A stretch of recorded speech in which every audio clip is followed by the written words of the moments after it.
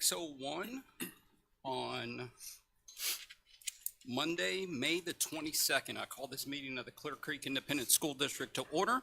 Let the record show that a quorum of board members is present and that this meeting has been duly called and that its notice has been posted in accordance with Texas Open Meetings Act, Texas Government Code, Chapter 551. And let's administer the oath of office.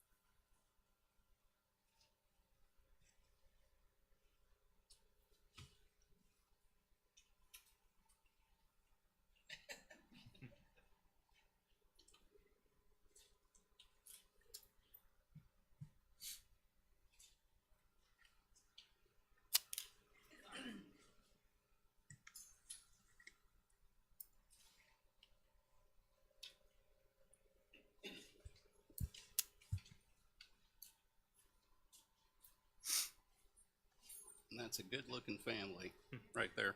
Congratulations once again, Mr. Sanchez, on your reelection. Mr. Mackay is out of the country, so we will do him at a later date, I think, hopefully at our workshop coming up in June. So with that done, we will go ahead with our election of board officers.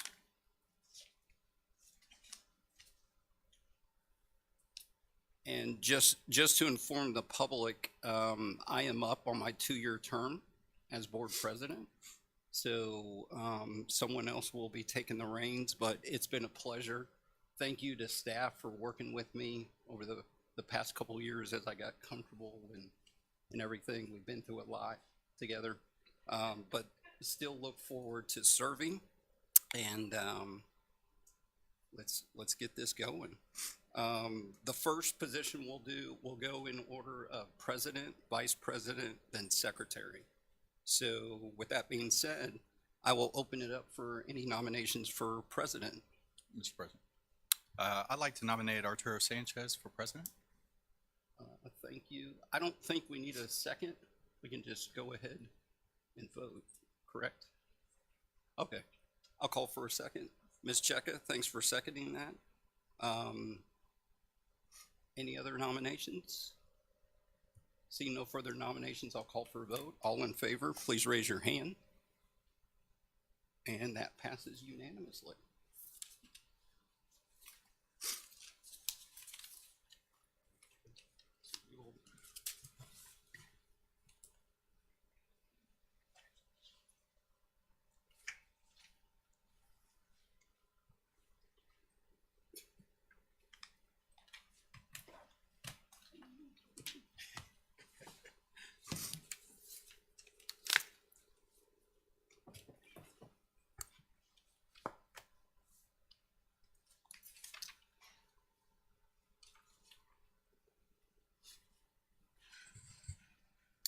Thank you, Mr. President Cunningham, and thank you for thank you for serving as president for 2 years. We appreciate all that you did throughout some important times for the district and for our community. So thank you for that. The next position will take nominations are in order for the office of vice president. Mr. President? Yes, Mr. Cunningham. I nominate Jonathan Cottrell as vice president. Thank you. Any other nominations? Second? Will someone second, please? I'll second. Thank you, Ms. Cheka. Any other nominations? So we'll take a vote. All those for Jonathan Cottrell for the office of Vice President, if you'll please raise your right hand. Okay, it's unanimous. And the next position is for the office of Secretary. Mr. President, Mr. Cottrell? I'd like to nominate Jay Cunningham as secretary. Okay, thank you. Any second?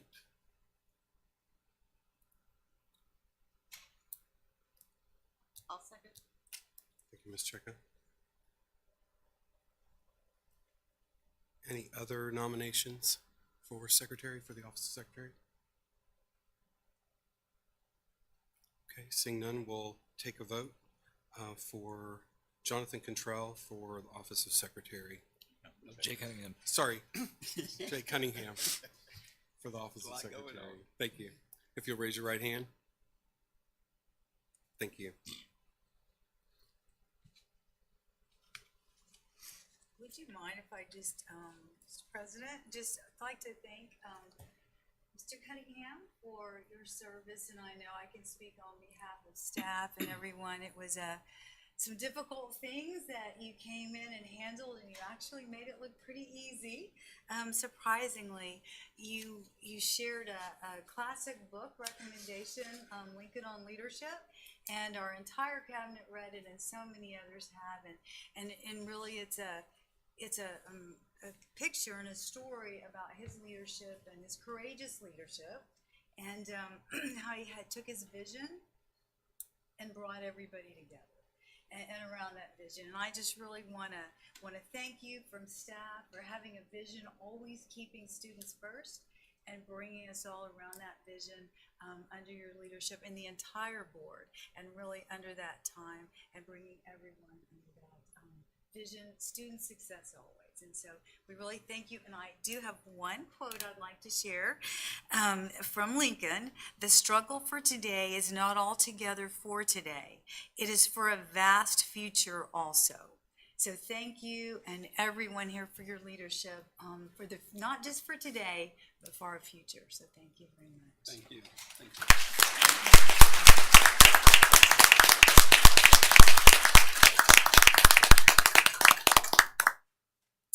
Thank you, Dr. Engel.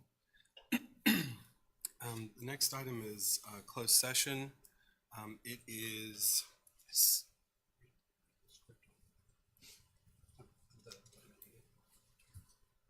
On the back. oh, for community input? Closed session. Yeah, it's right here. Yeah, so, thank you. The next item is closed session.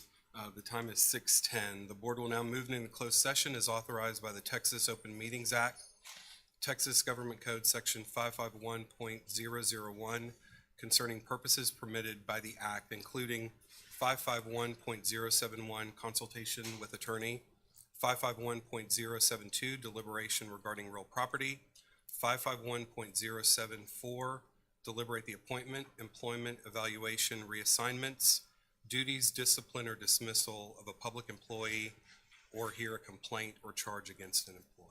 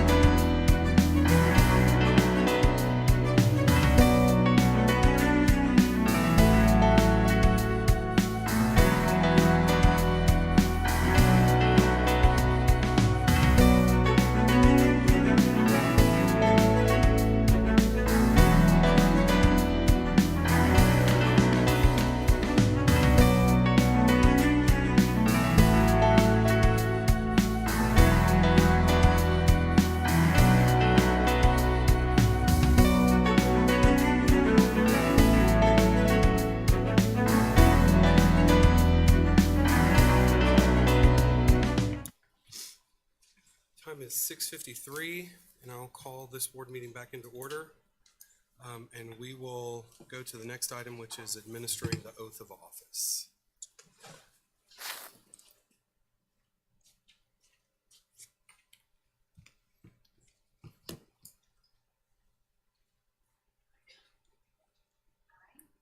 State your name.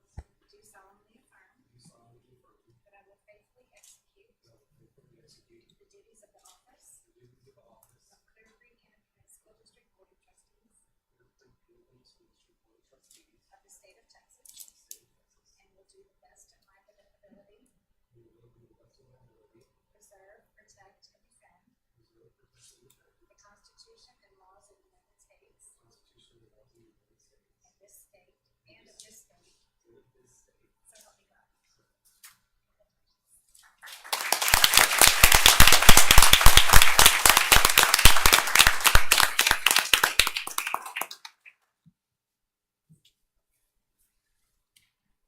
And we'll do pledge. Okay. Yeah.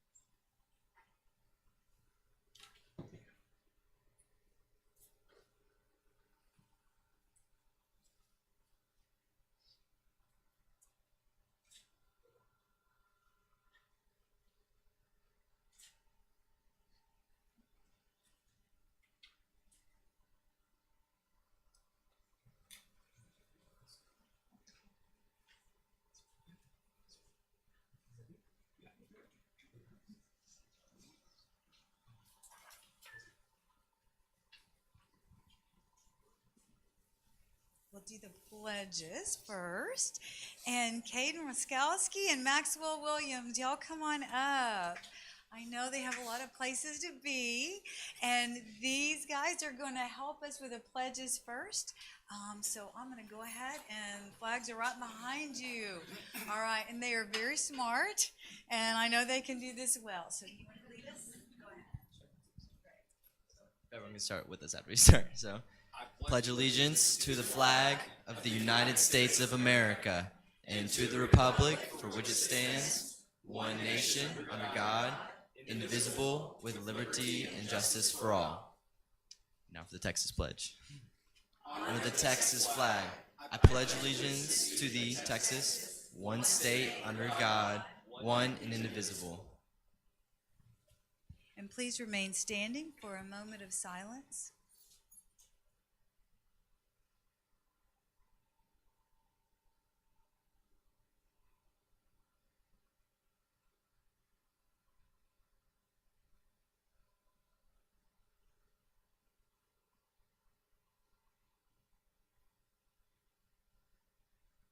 Thank you, and you may be seated.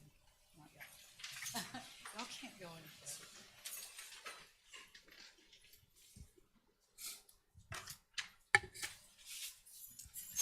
All right, well, we have some awards to share with you tonight as my favorite season of the year, graduation. We are so excited, and beginning tomorrow evening, we will be celebrating our graduations. We start off with Lake, and we just go through 7. So we have those coming up, and these graduates will go forward to college, the workforce, and the military. And with that in mind, we are honored to say that Clear Creek ISD will have 2 graduates in front of you now who have been accepted to all 3 prestigious military academies: U.S. Naval Academy, Air Force Academy, and West Point Military Academy.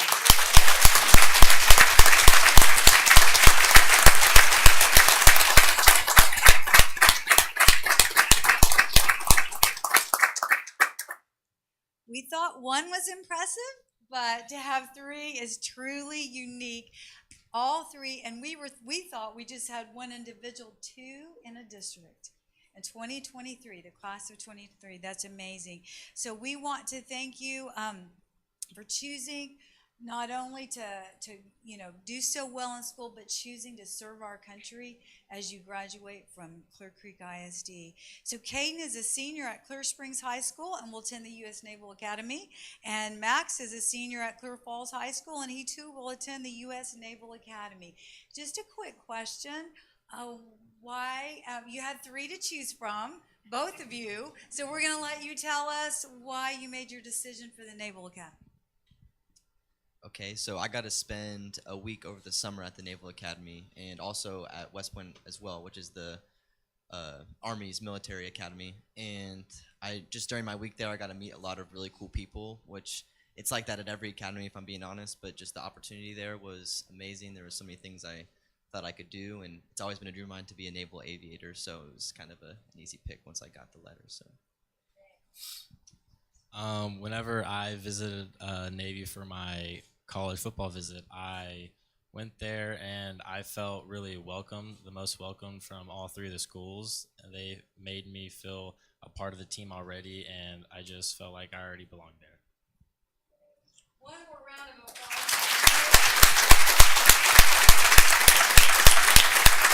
Congratulations. Get a picture.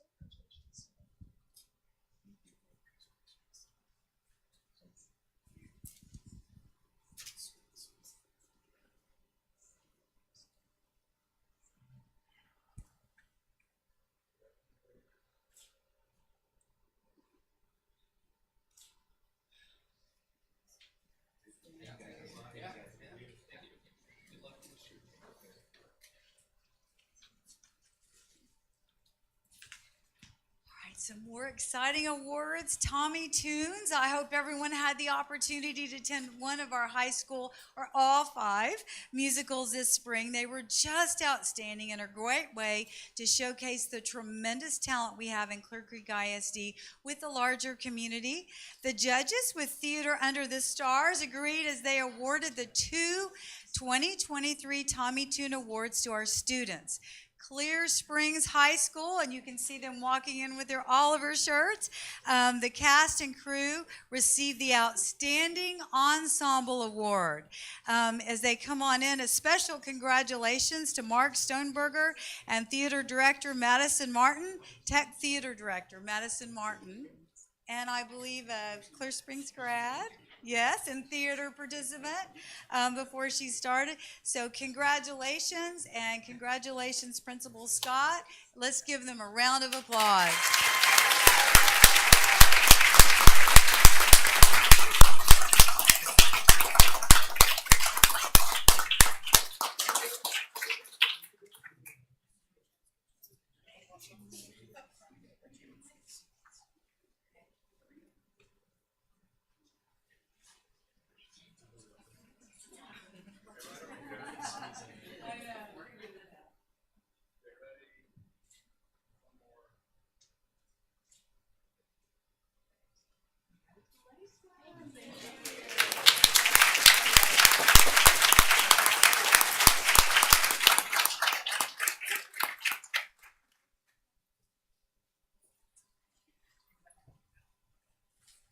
It was an amazing performance. Congratulations. So good, yes.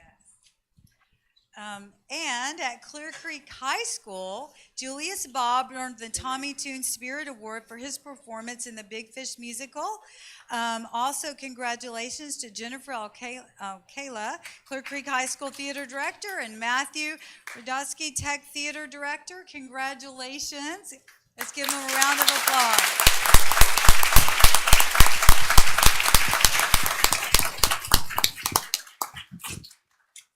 Mr. Goodman up here too. And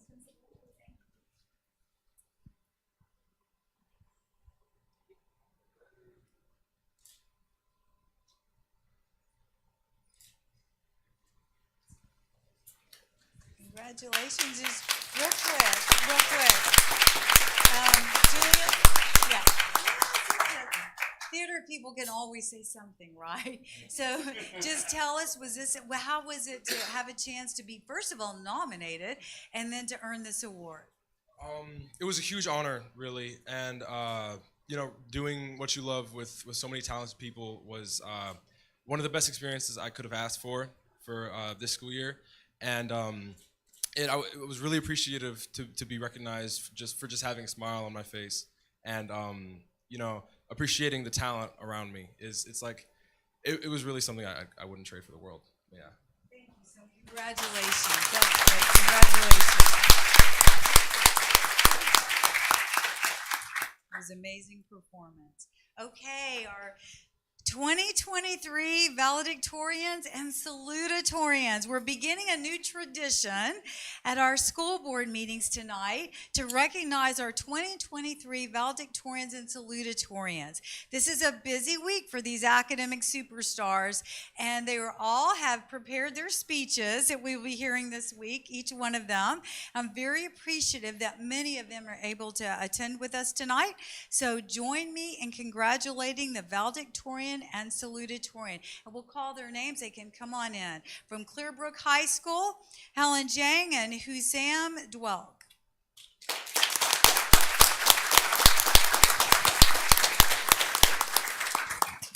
From Clear Creek High School, valedictorian, Arumise Jasani and Emily Wang, salutatorian.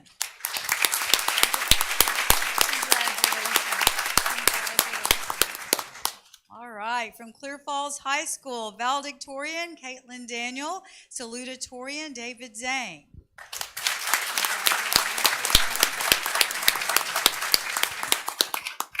From Clear Horizons Early College High School, valedictorian, Soban Bora, correct? And salutatorian, Lana Tran.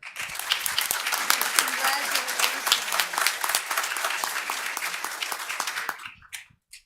Okay, from Clear Lake High School, valedictorian, Carolyn Wen, and salutatorian, Mayron Sarkar.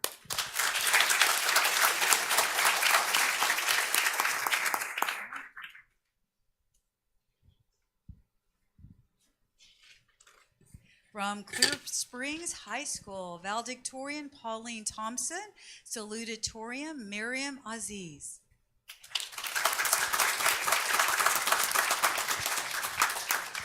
And from Clearview High School, valedictorian, Kendall Horn, salutatorian, Grayson Hebert.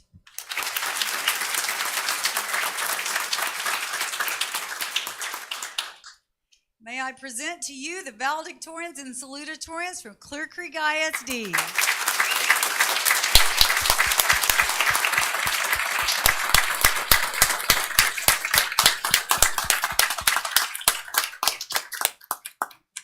Lots of pictures, yes. Principals, if you are here, please come join us. Thank you. Yes, look, we have a lot of administrators here. Find your students, yes. That is great. All right, that's a good picture.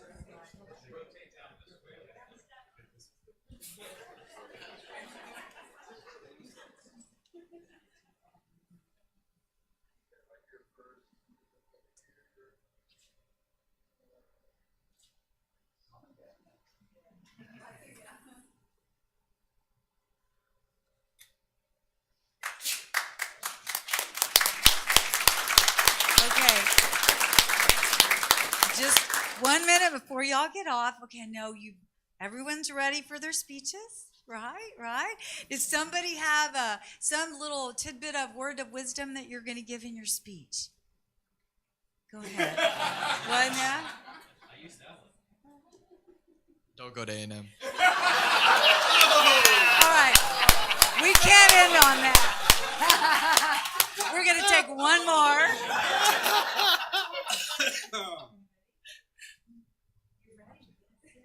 It's my last line on my speech, but we are enough.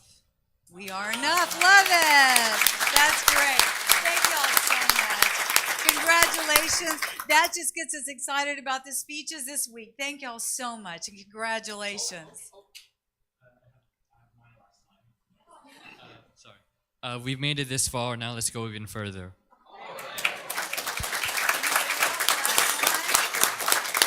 Thank you so much.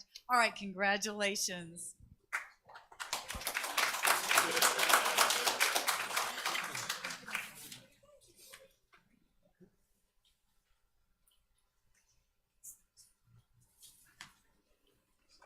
Carolyn Wynn from Lake.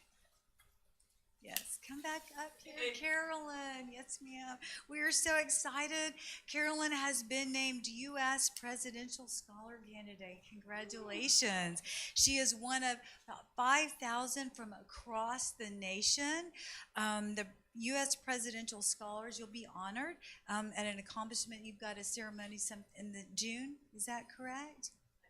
You're not? Okay. All right. Well, congratulations. And can you tell us how they notified you? They literally sent me an email.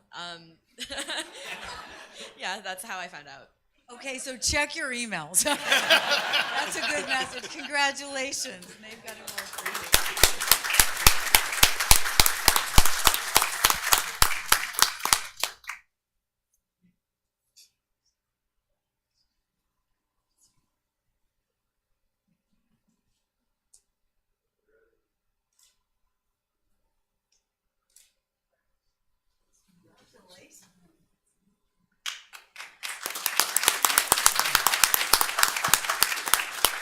Okay, Clearbrook Varsity Color Guard. Hats off to the Clearbrook Varsity Color Guard, who are not only the Scholastic National A-Class State Champions, but were also recently named World Championship silver medalist at the 2023 Winter Guard Championship competition.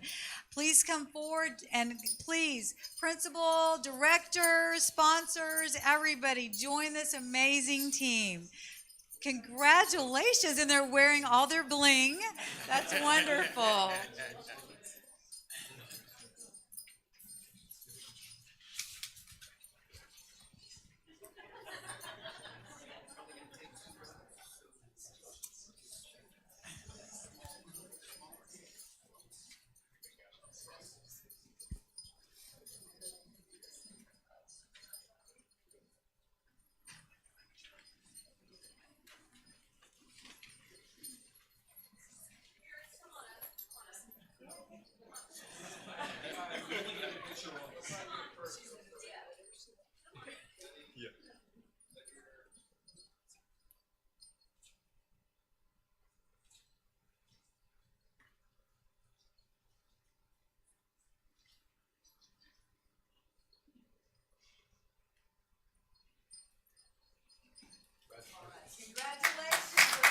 Applause.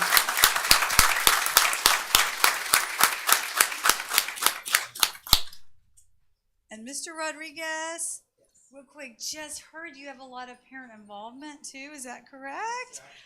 Yes, they're all here. We should clap for your parents, right? Yes, let's do it. And you can tell us real quick, what is the key to their success? It's all really them. It's their hard work, their willingness, their dedication.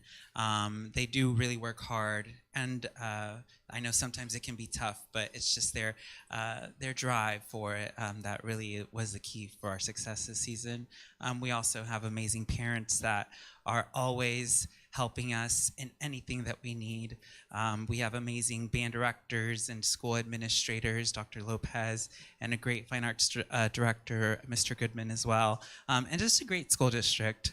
So it was truly an honor. It was truly an honor to be able to represent our school district, and our community at the state and national levels. Congratulations. Thank y'all so much. Thank you very much. Yes. Well, here y'all walk out, as you should.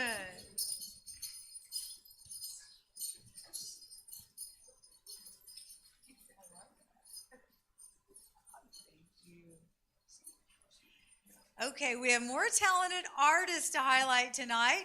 Clear Creek ISD had 44 students from all 5 comprehensive high schools who earned a superior rating of 4 and moved on to the Visual Arts State Event Competition. Will the 44 honorees from Clearbrook High School, Clear Creek High School, Clear Falls High School, Clear Lake High School, and Clear Springs High School come forward? I think they're waiting. They're waiting for the color guard. Perfect. All right, let's give them a hand as they come in. Congratulations. very much.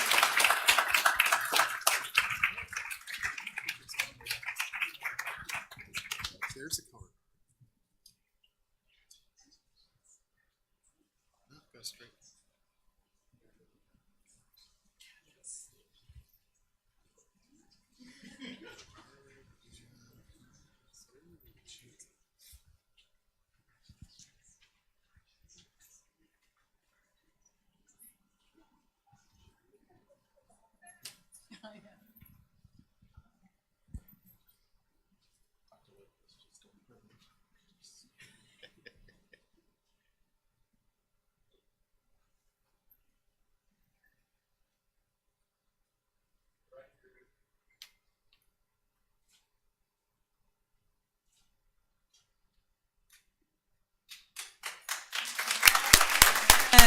Congratulations.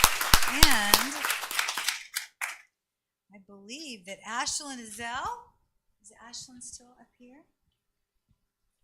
Ashlyn, well, just to let Ashlyn, Clear Falls High School was awarded the silver medal for the Scholastic at the national level and a gold seal award at the state vase competition. So congratulations to you all. We had a chance for them to get on the bus here at the ESC, so we got a chance to do a little clapping when they got on the bus, and so we're so proud to celebrate you when you came back. Thank you and congratulations.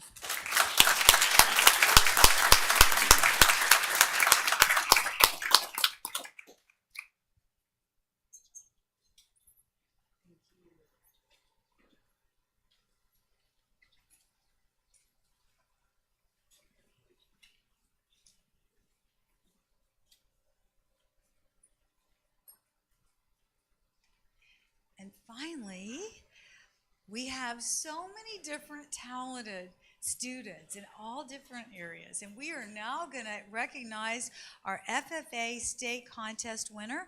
Clear Springs High School FFA Veterinary Science Career Development Team has just won first place at the FFA state contest. They now move on to the national contest in Indianapolis. The vet science team, coached by Natasha Cable, beat 80 other teams at the state contest and won by a margin of 24 points. Congratulations.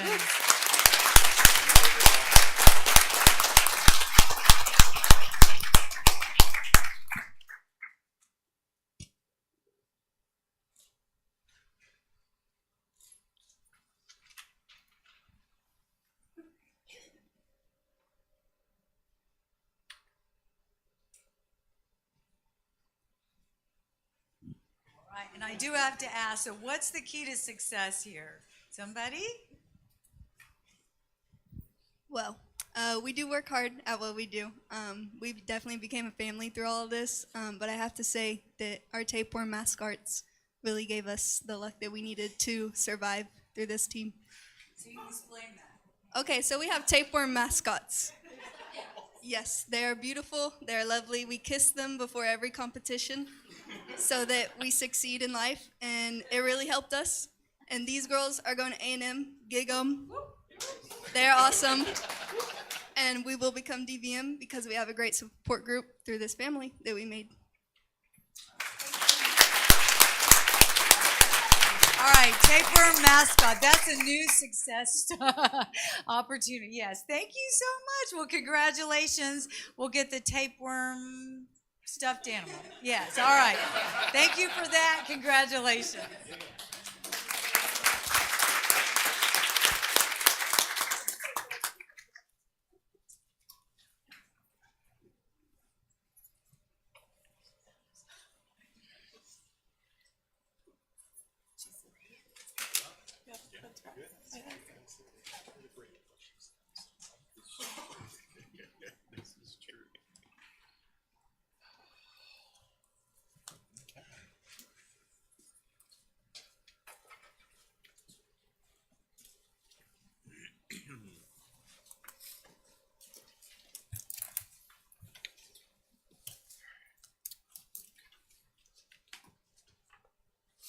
Okay. Thank you, Dr. Engel. Next item on the agenda is the district update. Okay. Well, thank you, President Sanchez. And as you just heard, we're celebrating the class of 2023 this month. Graduation ceremonies begin tomorrow, and weather permitting, we will go through Saturday evening and be done on Sunday. So we are so excited. I'm pleased to share that our pre-pandemic senior moments have returned, including the cherished time when graduating seniors go back to walk the halls of their elementary and intermediate schools. Our seniors will also out in the community helping senior citizens. This is the first year Clear Creek High School and the Clear Creek Community Church, as well as Clear Springs High School and the Bay Area Church, partnered to do a little work around the house of some elderly citizens. I can tell you it was amazing. And I had a chance to speak to a couple of the homeowners, and they were absolutely filled with joy and thrilled. They were so appreciative. I suspect this will expand next year to include more schools and faith partners. Last Tuesday, the CCISD Facility Advisory Committee met to develop a set of initial recommendations to the Board of Trustees.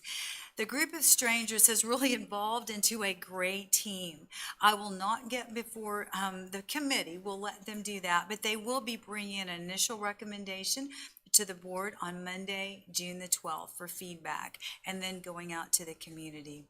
Several of our school board members joined the CCISD strategic budget team work earlier this month. As you will hear tonight from Ms. Benzai, we are facing significant budget shortfalls that will take a united and creative effort to resolve. I'm confident we can do it. We are closely monitoring the legislature to see what it does in the area of school funding. Earlier this month, we honored our Teachers of the Year from each campus and named the 2023 Elementary Teacher of the Year and 2023 Secondary Teacher of the Year. Congratulations to Jennifer Ramsey from Wedgwood Elementary and Aaron Quinones from Clear Creek Intermediate. I would also like to publicly thank the Rotary Clubs of League City, Seabrook, and Space Center for their partnerships. The Rotary Clubs put on a very special luncheon for our teachers and provided significant monetary awards for the 6 finalists. And during the luncheon, we also had the opportunity to recognize the 2023 Principals of the Year. Congratulations to Deb Reno, Principal of Landell Elementary, and Monica Speaks, Principal of Clearview High School.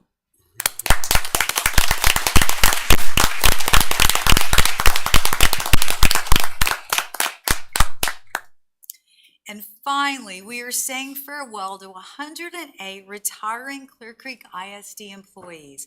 We celebrated their years of service to the students of Clear Creek ISD this month. Barbara Blum is retiring from Seabrook Intermediate with 55 years of service, all in Clear Creek ISD. Another one of those retiring is our very own Stephanie Barker. I know the board joins me in thanking Stephanie for all that she's done for the district over 30 years. Stephanie, you have provided stability, continuity, insights to 4 superintendents and dozens of trustees, some who are here tonight, over 2 decades. I know there is no one more dedicated to Clear Creek ISD and to the success than you are. And I believe you're retiring from a job, but honestly, you're retiring from a calling. Your positive influence will be with us for years to come. But with that said, you have an exciting new calling in Georgetown. So I'm so happy for you, and I'd like to personally thank you for your wisdom and your friendship.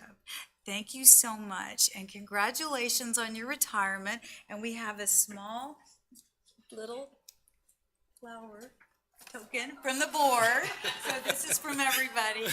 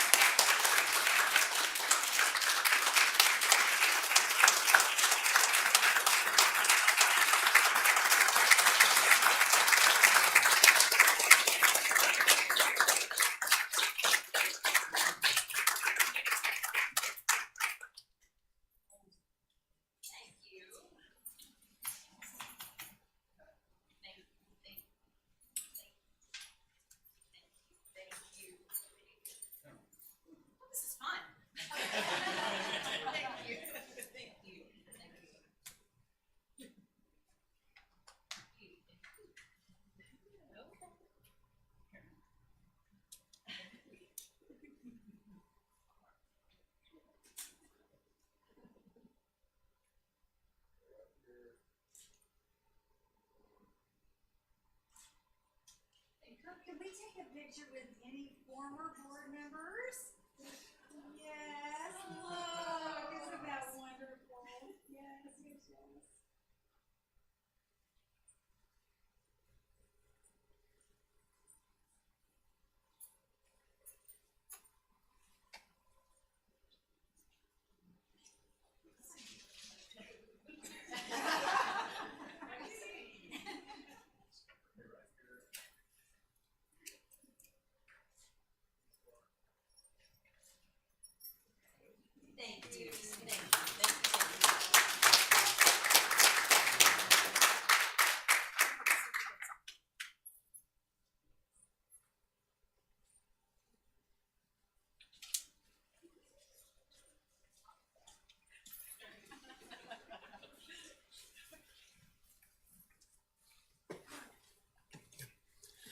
Thank you, Dr. Engel. And Stephanie, we can't let that be it without at least giving trustees a chance to say thank you beyond just giving you a hug. And so any fellow trustees that would like to say a few words, just wanted to offer that. I just wanted to say thank you from the former trustees to the current trustees. I think everybody knows when I first came on the board and after dealing with you for a month or so, I put you in my phone as Queen Bee of CCISD, and that has proven to be true. Always willing to lend an ear, give advice, etc. You made that transition of learning how to be a board member. So just can't thank you enough. I know I'm gonna see you because I get to Austin all the time. So just have a couch or a spare bedroom right now. Yeah, I'd like to put my 2 cents in. You really don't know what you need until you get onto the board and you realize how much you need it. And more than anybody else in those first few months, when you really don't know where to put your feet and you don't have your feet underneath you, Ms. Barker was just indispensable for me, and I'm sure she was for so many other board members who came on board. So I really want to thank you for that. Yeah, I'll just echo that. I mean, getting on the board, not knowing anyone basically, and just having to start from square one. I mean, Stephanie, you were invaluable in that, and just letting me know when things were happening, what I needed, helping me get everything set up, and keeping track of the things that I needed to be keeping track of sometimes.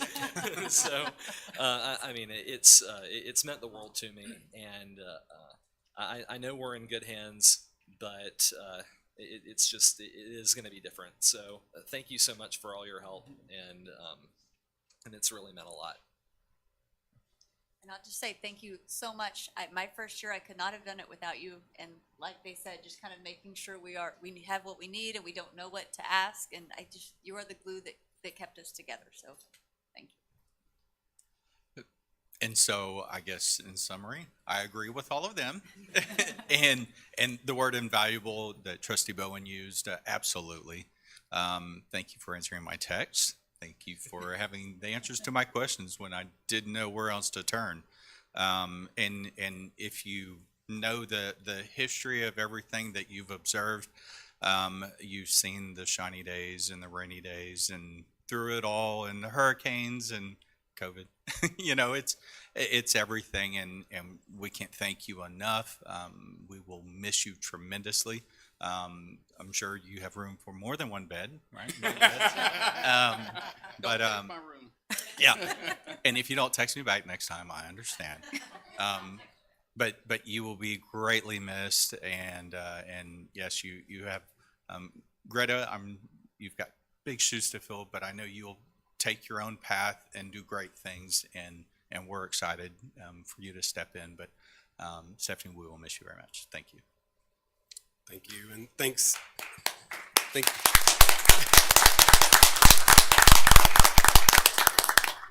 It's like your favorite thing, Stephanie, just talking about you. But I would just say that as I think about what 19 years supporting this kind of role looks like, I think about the number of times you probably answered the same question for new trustees over and over and over. I think about a minimum of 456 board meetings and workshops that you would have supported over the years. And that doesn't include special meetings and bond meetings and everything else in between, all the committee meetings. And I think about the number of people who you provided assurance to about the district's commitment to doing what is best for students and doing what's best for the district. And so when I think about the face and the person that represents that, knowing that you did that in the superintendent's office for a few superintendents, I think about how impactful that is. And so there's no question that without somebody who does a great job in the front seat, the rest of us really don't know where we should be. And so thank you for doing that so kindly and generously for so many people, and doing it with a heart that we could only hope to continue when you're gone. So congratulations. Thank you for all of your service. And I think we all look forward to seeing you in an additional room, so congratulations. Thank you. Okay, the next item is community input. The purpose of community input is for the entire board to receive feedback from citizens. The board will hear the public comments but will not respond except as authorized by the Texas Open Meetings Act to respond to an inquiry by a board member, to respond to an inquiry by a member of the public or by a board member with a specific statement with factual information, a recitation of existing policy, or to deliberate a proposal to place a subject on the agenda for a subsequent meeting. Matters brought forth that require response will be addressed by the superintendent as appropriate. All information received is subject to verification. Community input is scheduled for 30 minutes and has 2 forms. Those requesting to address the board in advance of the meeting are granted 3 minutes to address their topics, and those who sign up this evening prior to 6:30 are granted 1 minute. In a district our size, there will certainly be issues or topics which will understandably generate considerable interest from the public. It is important that members of our community be able to address the school board respectfully, without disruption, and without fear of intimidation from other attendees. On behalf of the board, the superintendent, and the CCISD staff, we welcome your input during CCISD school board meetings.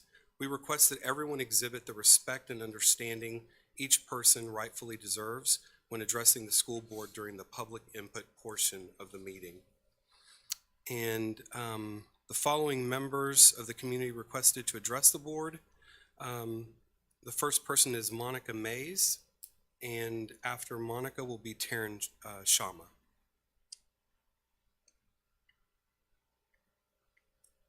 Monica Mays.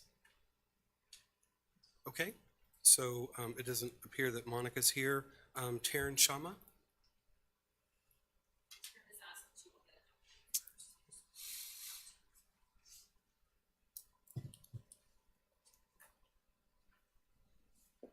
Hey, Taryn. Thank you.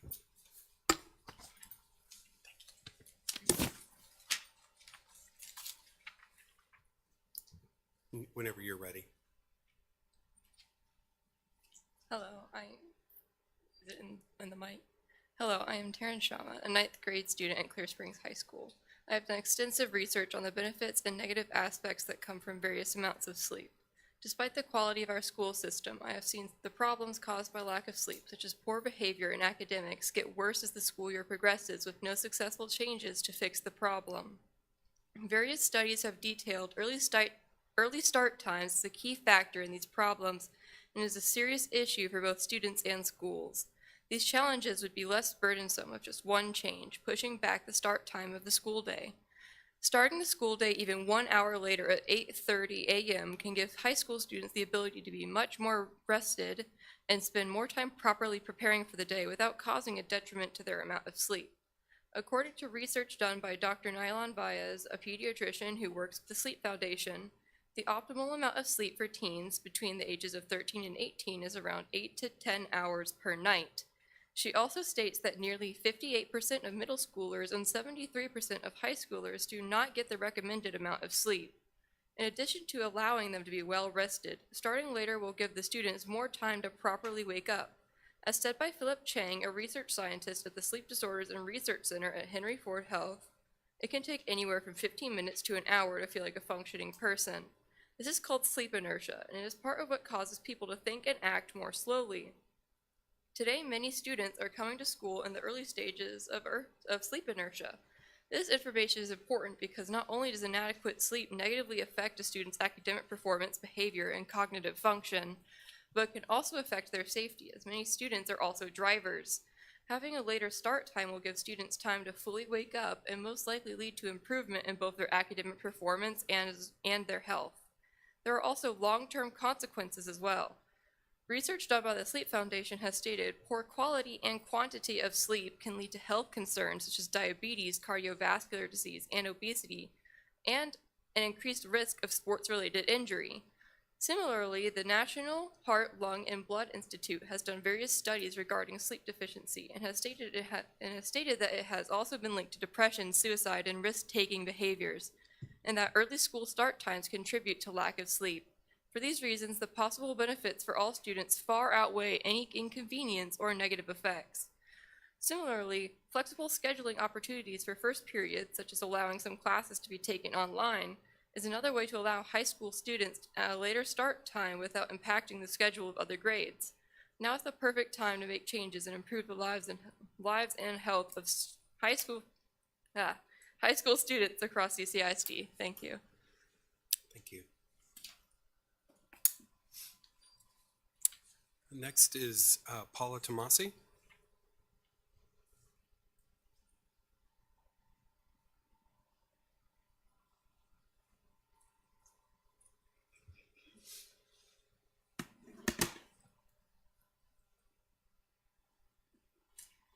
Hi.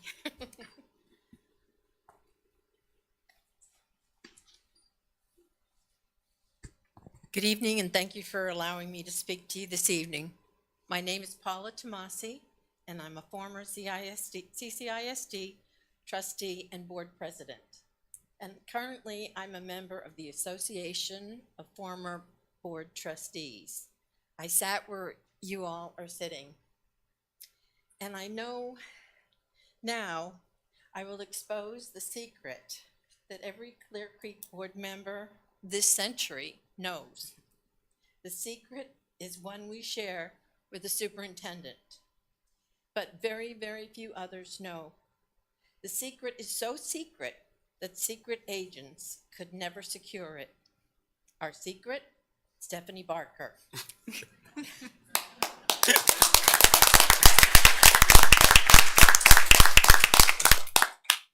Stephanie Barker holds this whole operation together.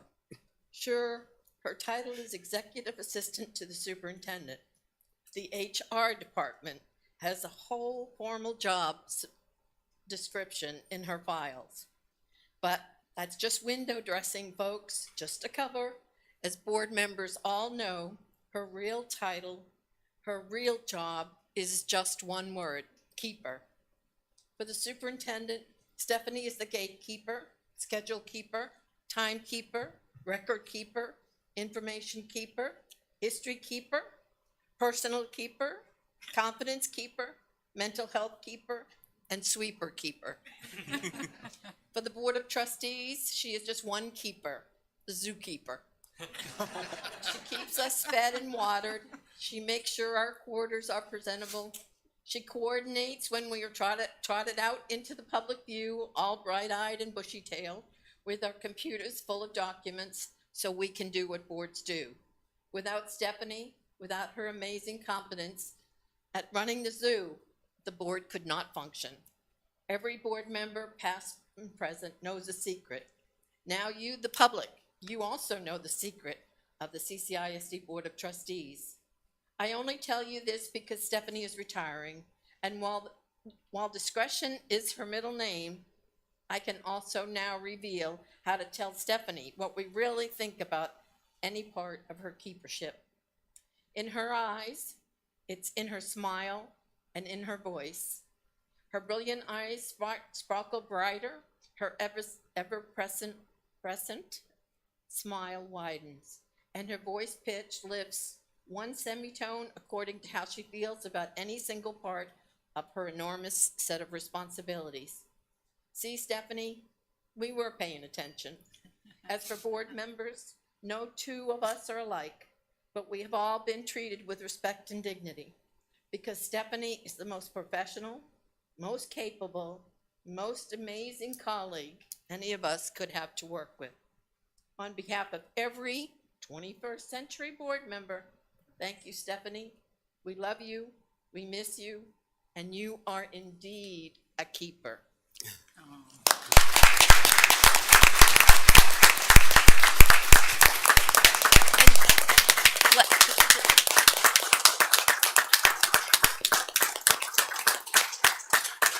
Glenn Friedman actually wrote that for me. You didn't have to say that out loud. Thank you.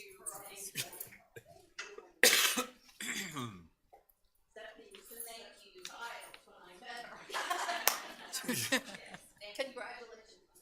Thank you very much. You're welcome. Next community input is Olga Chichkina.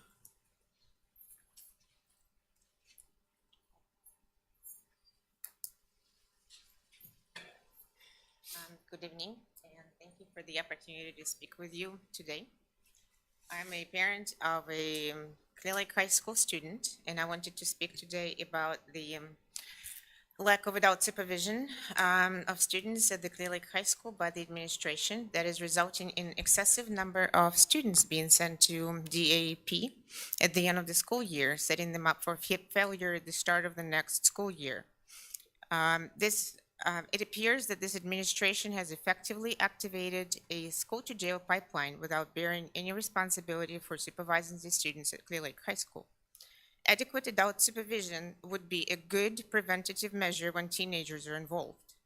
Instead, the new Clear Lake High School administration is using punitive measures only, weaponizing CCISD Student Code of Conduct when teenagers make mistakes. When parents send students to school, they assume the responsible adults are available there to help students make good choices. Parents do not expect their teens to encounter an environment where limits of teenage curiosity are tested.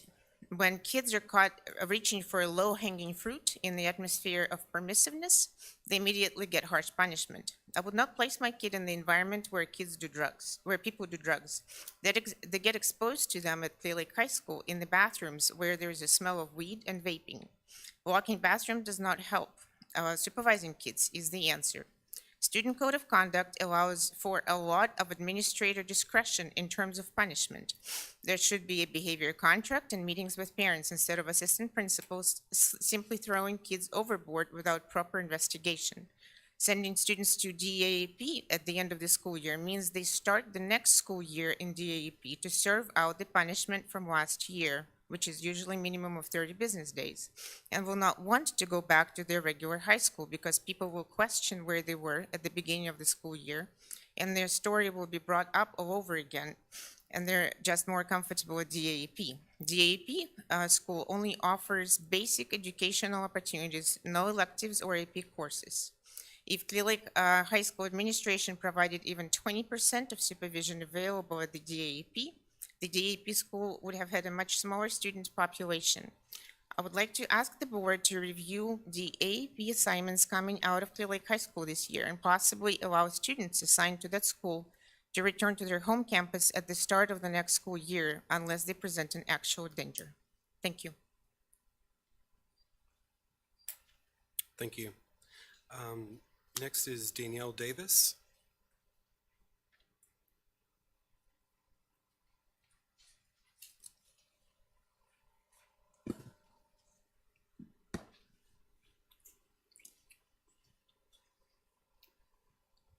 So this is Caden. Y'all met him earlier. He's also doing double duty as senior class president for Clear Springs High School. So 10 short months ago, I asked the 2023 class officers what did they want to be remembered for at Clear Springs High School. They chose to leave a legacy through mentoring and guiding freshman, sophomore, and junior class officers. Over this year, we designed and implemented a monthly leadership series featuring topics such as effective use of social media and fundraising. Without Board President Jay Cunningham financing our Clear Creek Education Foundation grant, to create a leadership library, and Dr. Ingalls stopping in and presenting the 6 dispositions of a CCISD leader, we would not have had the opportunity to meet all of our goals to leave a legacy of strong leadership behind at Clear Springs High School. So we want to thank you from the bottom of our hearts, and we want you to please accept these senior class gifts, which is everything Charger, as a token of our thanks.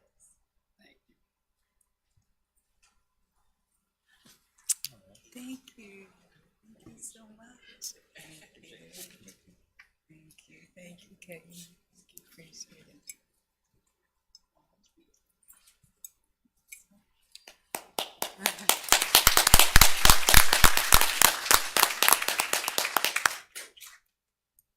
Thank you.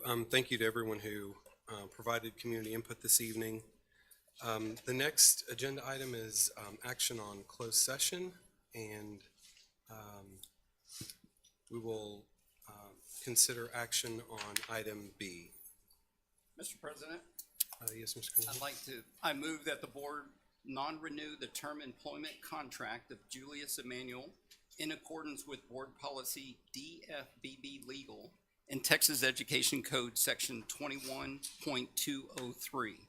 I further move that the board authorize the superintendent to provide notice of this action to the employee. Thank you, Mr. Cunningham. Is there a second? I'll second. Thank you, Ms. Cheka. So we'll take a vote.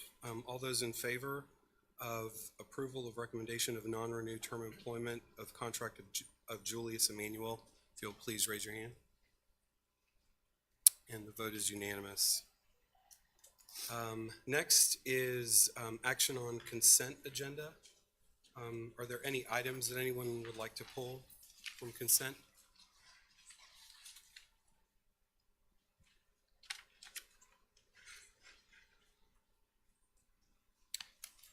There are no items to be pulled. I'll entertain a motion. Mr. President?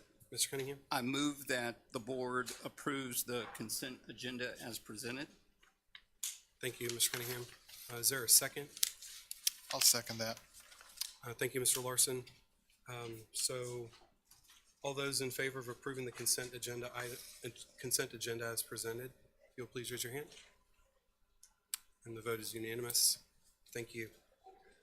Next item on the agenda is consider approval of the use of capital project funds for the renewal of district firewall support and subscriptions.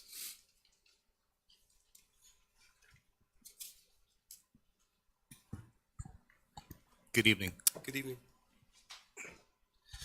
So we are requesting the use of capital continued reserve funds in the amount of $152,682.17 for the renewal of the district's firewall support and subscriptions through June 2024. And I have Mr. Harden here for more details.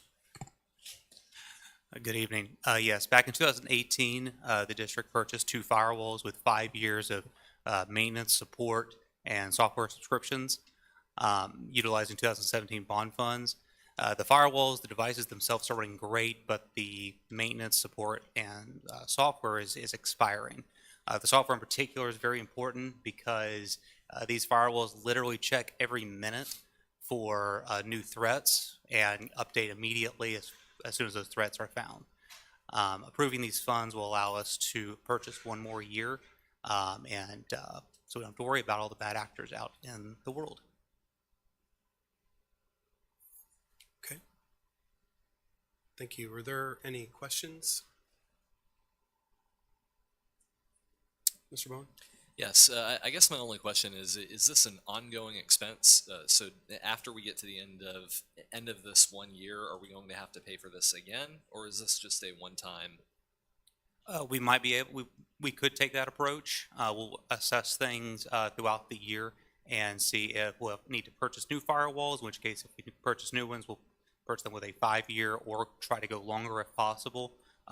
If it's deemed that the capital funds are not available, we might have to then purchase another year next year, yes. Okay. Thank you, Mr. Bowen. Any other questions?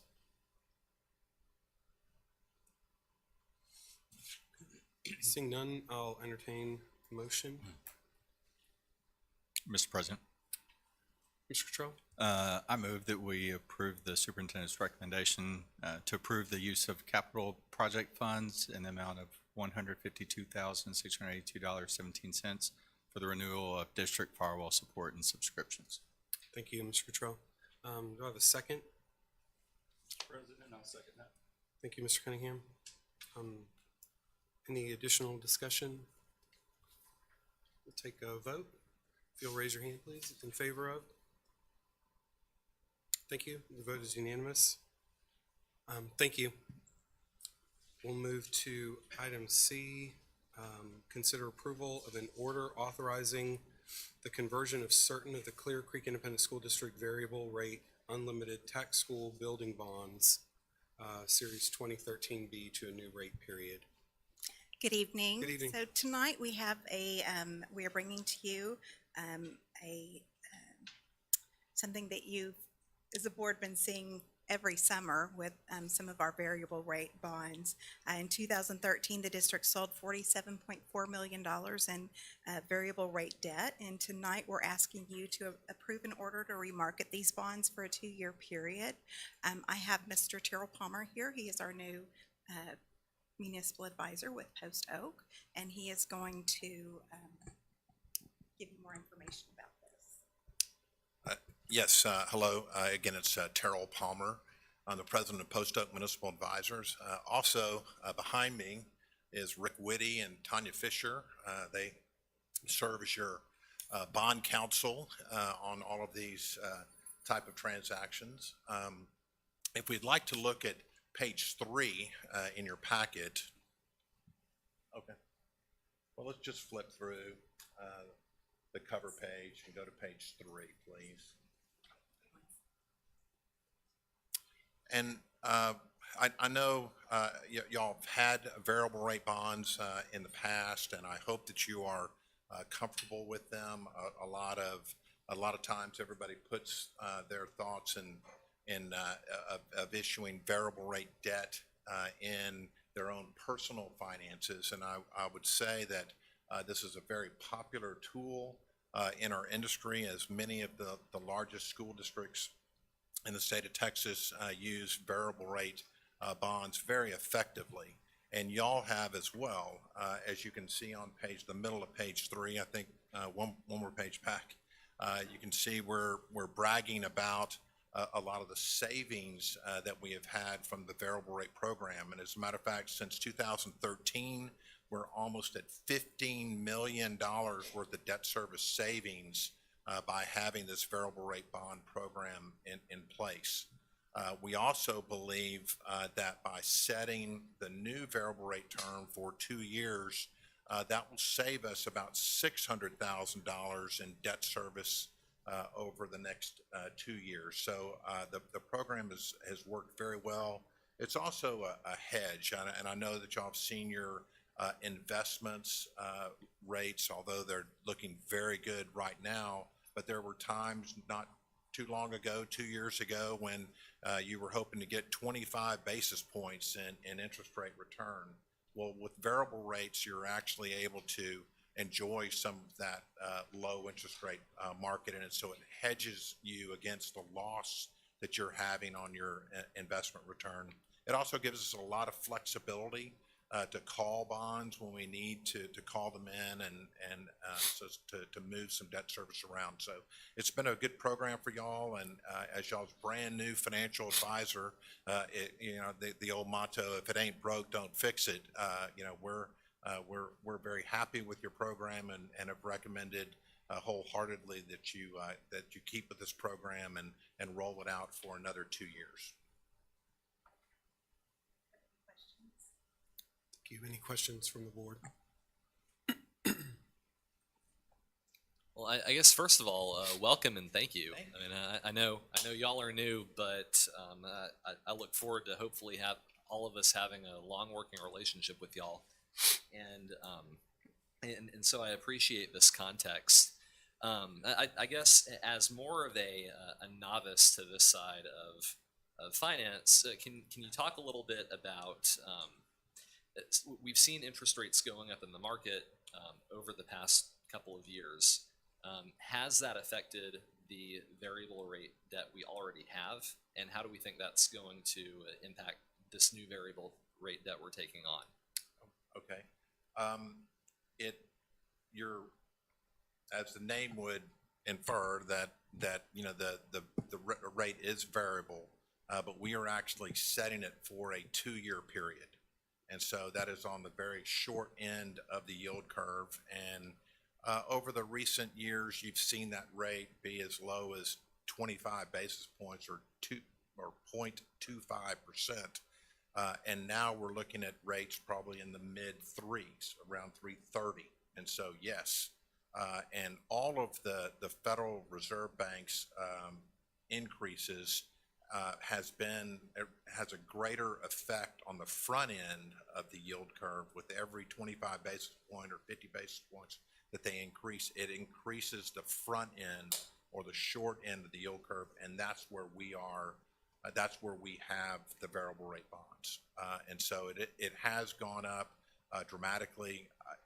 Where the Fed stops, this increase, who knows? But we think that they think that what they've been doing has curtailed inflation recently, and maybe we're at the beginning of the end of those rate increases. But as the program, if you look at it, over the period of time, there are going to be times where you look at it and think, well, should we remarket the variable rate program, or should we fix it out? And you have that option to do that. And this remarketing still saves us about $600,000 for remarketing in this market.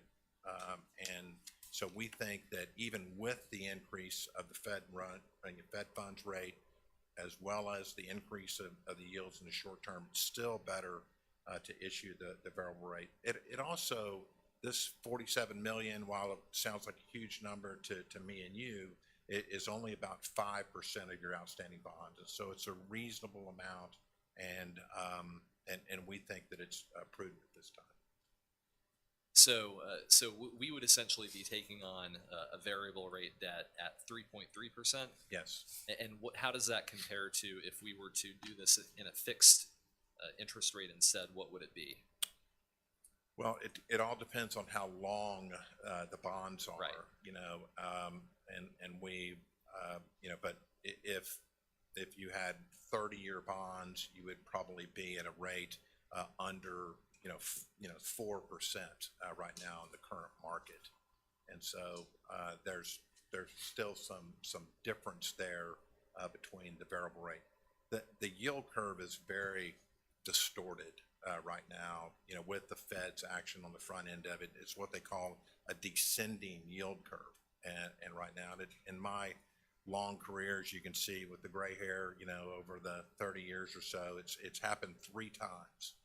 In my career, and never lasts very long. Eventually, the Fed will get what they want, and that's to tamp down inflation, and we'll go back to more of a traditional yield curve where the interest rates are ascending, for the full period.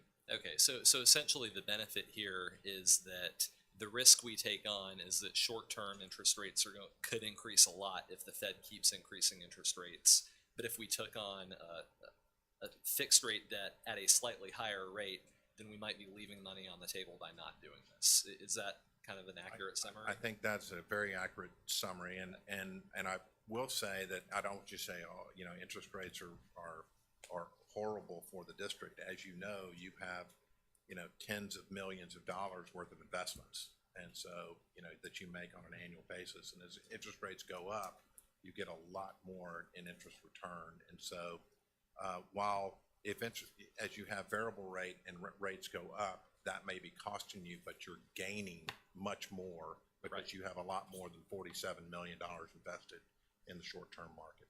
So. Okay.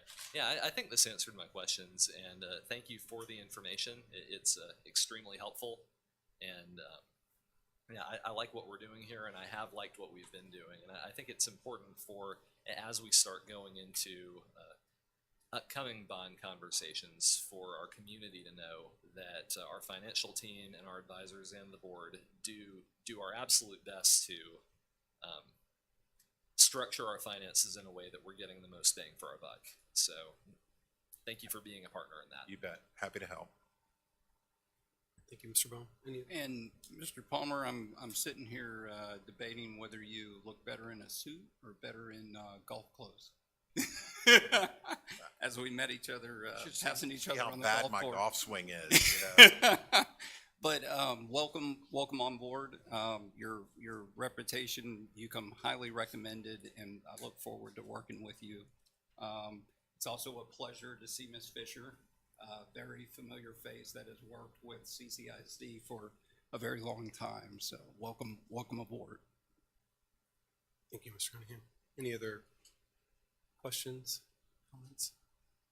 Okay, I also would just like to say thank you. I know that as we consider bonds, as Mr. Bowen said, for important projects for the future for the district, it is important for the community to know just how focused we are on making sure that we're doing everything possible to provide maximum savings and to stretch our dollars as far as they can go. And so I know that every day when we're not meeting as a board, we know that's happening behind the scenes. And so we thank you for bringing this recommendation and for thinking about that for us so that we can continue to do great things for the district. Thank you. Thanks, Ms. Benza. Thank you. Thank you, Mr. Palmer. I'll entertain a motion. Scroll of the page. Page 200. Almost there. All right. Mr. President, I move that we accept the recommendation of the superintendent to approve an order authorizing the conversion of certain of the Clear Creek Independent School District variable rate unlimited tax school building bonds, Series 2013B, to a new rate period, authorize a pricing officer to take certain actions related to such conversion, authorize the preparation of a remarketing memorandum, and enacting other provisions relating thereto. Thank you, Mr. Bowen. Is there a second? Mr. President, I'll second that. Mr. Larson, thank you. Any additional comment? Okay, take a vote. All those in favor, please raise your hand. Motion passes. Thank you. Thank you. Next item is back to you all. Yes. Item D. So this item, actually, we have $68 million in Series 2014 bonds, which now resulting in significant savings as well to the district. So we're asking the board to approve this order to issue these rate refunding bonds. Yes, I have an old line that I usually don't show up to the district when there's bad news, only good news. I send somebody else from my company. So this is another sheet with some very good news for you all. You sold bonds in 2014. Those bonds had an interest rate of 5% on them. And even with what the Fed is doing with the short-term interest rates, we expect that we could issue some refunding bonds, a lot like refinancing your home mortgage, at about 3.73%. And that difference of 125 basis points will save the district and its taxpayers as much as $7.8 million in debt service payments. On a present value basis, it's over $7 million in present value savings, and represents a significant amount of the par amount of the bonds, which is how the bankers really judge the benefit of these refunding. It is a transaction that we're going to do the variable rate bond fix out, this summer, and then we will do this transaction more towards the fall when we get closer to that call date, which is February 15 of 2024. But great news here, $7 million worth of savings. We are factoring this into our potential bond election and want to be able to demonstrate that we are using that savings to try to keep the tax impact, if any, of any potential bond election. Thank you. Any questions? I don't have a question. I just have one simple comment, and that's if you plan on bringing stuff like this to us, you're welcome anytime. No, seriously, this is a major savings, and we really do appreciate the diligence that went into finding this. Happy to do it. Thank you. Thank you, Mr. Larson. Yeah, I guess I'll go ahead and ask. I mean, I know we've done some, since I've been on the board, we've done some refunding already, and this is kind of another batch of refunding. Is there any opportunity kind of still out there that we're going to see in incoming years on the debt we already have, or have we pulled all the fruit off that tree? Yes, and the refunding has actually gotten simpler because of some tax law changes a couple of years ago, where we used to be able to do what they call an advanced refunding and be able to refund bonds that maybe their call date is 2 and 3 years out. And what we would do is kind of roll up a bunch of different series and do much larger transactions. Because of tax law, we are required to do a refunding within 90 days of the call date. And that's the only time that you can do a refunding. The federal government believes that prevents a lot of double tax exempt bonds being outstanding at the same time, and they put that in place, and that's the rule that we have to deal with. So I expect that you will have a series of refundings over the years, maybe not large in size, but probably performing very well until interest rates are dramatically higher than they are. And this is the only way that we can do those refundings, is waiting until that we're within 90 days of that call date in order to issue tax-exempt bonds. You could issue taxable bonds, but those interest rates are much higher, and it eats into a lot of savings here. So I think the district has shown a lot of patience, and the finance staff has shown a lot of patience in waiting for this refunding in order to be able to get the dramatic savings that they're able to show you today. Thank you. Any other questions? Okay, entertain a motion. Mr. President? Ms. Check. I'd like to move that we accept the recommendation of the superintendent to approve an order authorizing the issuance of Clear Creek Independent School District unlimited tax refunding bonds in one or more series, certain setting parameters for the bonds, authorizing a pricing officer to approve the amount, the interest rate, price, including the terms thereof, and certain other procedures and provisions related thereto. Thank you, Ms. Cheka. Is there a second? I'll second. Mr. Cottrell? All those in favor, please raise your hand. Motion carries unanimous. Thank you. Thank you very much. The board will now move.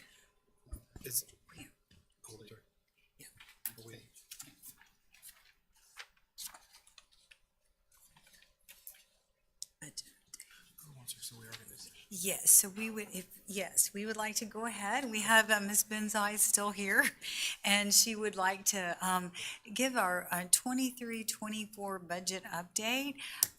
You'll kind of see, we've been waiting on some legislative information and action, and we're still waiting. And so, but just she's got an excellent presentation, and so we would like to go ahead and let her share that with you right now. Okay, perfect. Thank you. Thank you, Ms. Benza. Okay, so tonight we are going to talk a little bit about our upcoming budget. As you know, that in August you will be asked to approve 3 budgets. The general fund budget, which is our main operating budget, our interest and sinking budget, which is the fund we use to to pay for our principal and interest payments on our debt. And finally, the Child Nutrition Fund budget. Some slides here that several of the presentations that I've done recently have had some visuals that have been, I think, pretty good at explaining some of the school finance system to various groups. And so I'm going to go through some of these slides rather quickly because there's several of them. Just to explain, tonight we're talking mainly about our general fund. And so if you look at this chart, while we have different funds across the board, the general fund's mainly funded from property taxes and state aid. Those are our main source of funding to cover our annual budget. And digging into our general fund revenues, about 91% of the revenues that we bring in to fund our operations is state aid and property taxes. And that is a very intricate formula that determines how those two work in conjunction with each other. A little bit about property taxes that I've also explained to various groups is our property taxes are actually, our values are done by the Central Appraisal District. So in Clear Creek ISD, we have 2 appraisal districts we work with, Harris and Galveston counties. The school board will vote on a tax rate usually in September, and that tax rate is split between our M&O and INS fund for a total right now of 1.1146 per $100 of value.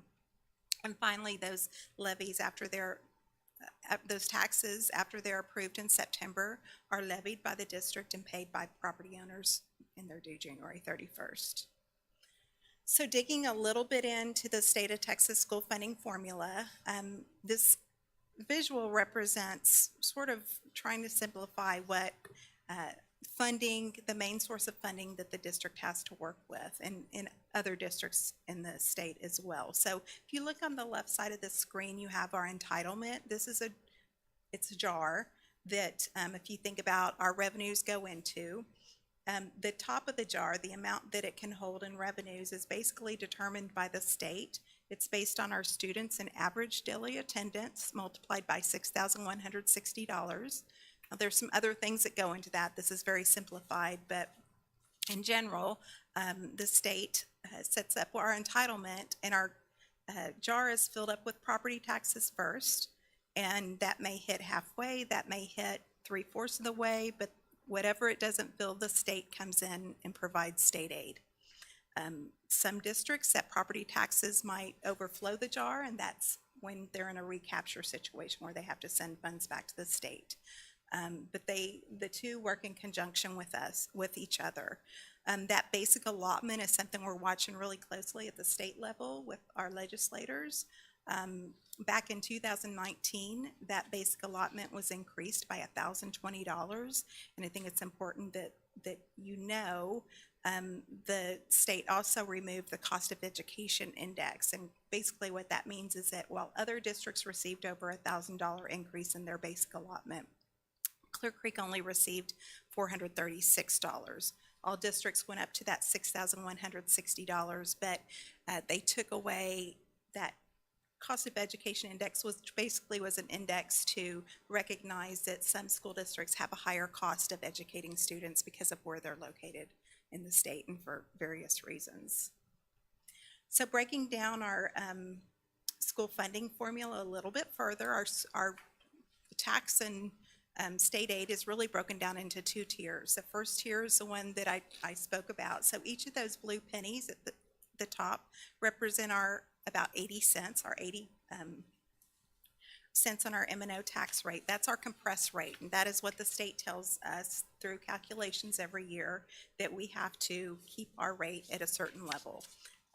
It's been dropping every year, and so with that, whatever that reaches with our entitlement, the state will come in and provide additional revenue for that. Over on the tier 2, that is enrichment funds, and that is where the state provides for additional funding when a board or voters adopt additional pennies on top of our compressed rate. Right now, our board has approved 4 golden pennies, And what that means is that although when we go to taxpayers, each of those pennies might bring in about $3.2 million in tax revenue, the state will kick in about $1.5 million more. It's looking like next year it'll be about $2.5 million more on that. And that's why it's called enrichment, because those pennies actually bring in additional state aid. Breaking down our pennies a little bit further, this is something that's always very confusing, and so I was trying to really give it a good visual. So if you look, we have what we call golden and copper pennies. The state allows districts to add up to 17 pennies on top of their compressed rate. There are what they call 8 golden pennies, and remember, those provide that additional enrichment. Our board has approved 4 of those. There is 1 additional golden penny our board can approve without requiring voters' approval. Going past that, in order to increase the tax rate, the first 3 pennies, if the board were to do that, would require voter approval to add on those 3 pennies to our tax rate. And then on the bottom, there are 9 copper pennies that the board could, or that would require voter approval if those funds were needed from those. The difference with the copper pennies is that they actually work a little bit in reverse from golden pennies. Each of those pennies, while still bringing in the same amount from our taxpayers, we would actually have to return some of those funds to the state. It would reduce our state aid through recapture because by about 10 or 15%. Yeah, I apologize if you're going to get to this in a second, but I think this is a really important, like, unless you've got another slide on golden pennies, this was the big revelation, I think, for myself and the other board members who were in the strategic planning committee a few weeks ago, that these golden pennies, when they're charged on the tax rate, they come with about a 60% match from the state. So essentially, we are leaving state money, state funding that most districts are getting, and we aren't, I think, for reasons you're probably going to get to, on the table by not charging these. Is that correct? That's correct. Okay. Yeah, and that's a very important thing, I think, for everybody to be on the same page about.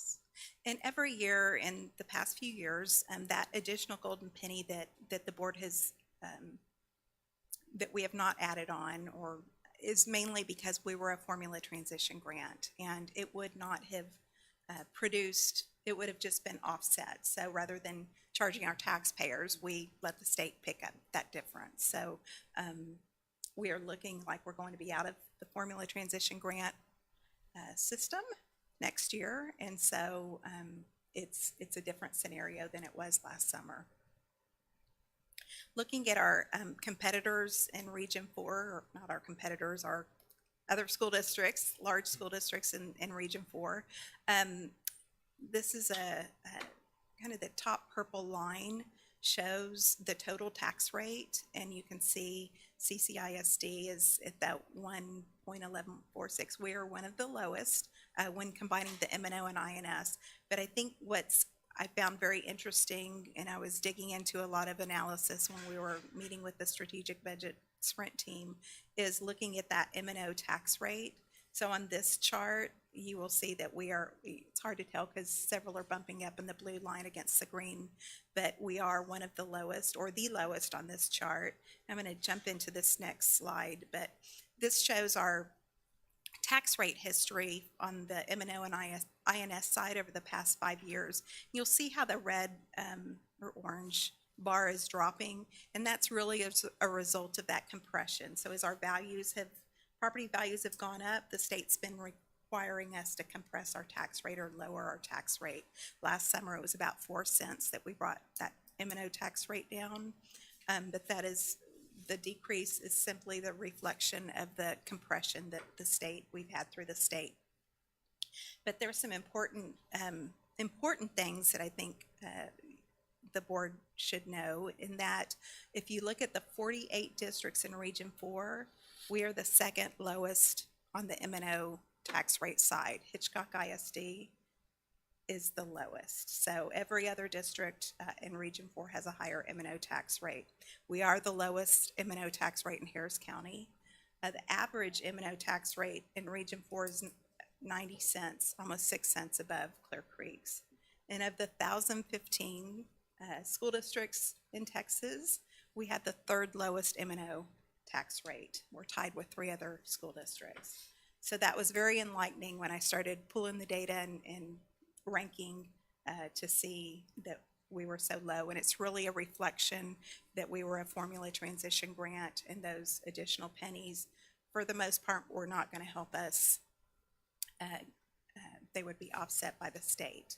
We're one of 15 school districts in Texas that have less than 5 golden pennies on our M&O tax rate. So moving on to some of the challenges that we're facing as a district, this is a slide from our demographer report, and it's basically, we've talked about the drop in enrollment that we've seen over the years, but this really puts it into perspective. If you look at the Houston area, and there's really the yellow or the school districts that have seen a reduction in enrollment.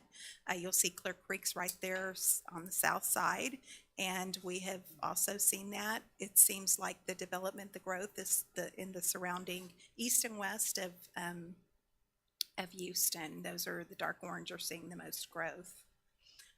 Again, our enrollment and attendance both play a big role in the amount of funding that we get from the state. And so it's very difficult when you're losing enrollment, and it's also difficult when our attendance rate is dropping. And you can see our attendance rate has, on the blue bar, has dropped from where it used to be. You could count on 95.5% of students attending school on average every day. It's dropped down. We're currently at about 93.9%. So each percent that we go down is about $2 million. So that is taken its toll on our revenue sources as well over the past couple of years.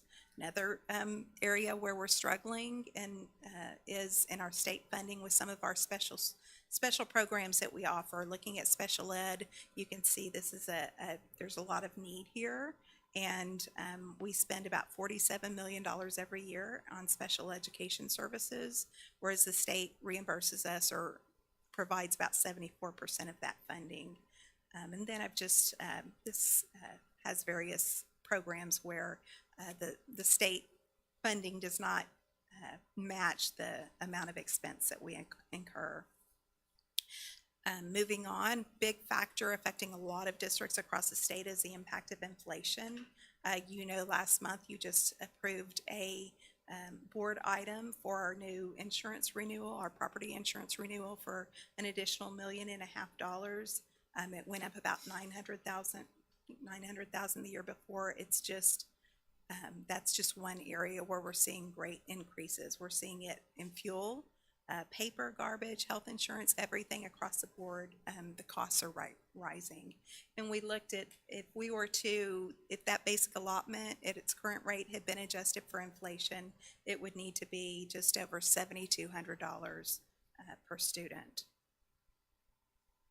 I won't go too much into this, but our spending per student, looking at where we spend our revenues, the major thing there is that we do spend 65 cents out of every dollar we receive in the classroom. So this is, it's not really a legislative update. It's the same slide I think I had last month. And it's either changing daily or nothing's happening. So I think there was a little bit of movement today, but for the most part, these are the big items that have been on the table. I don't know where they'll land. We're in the last week, and so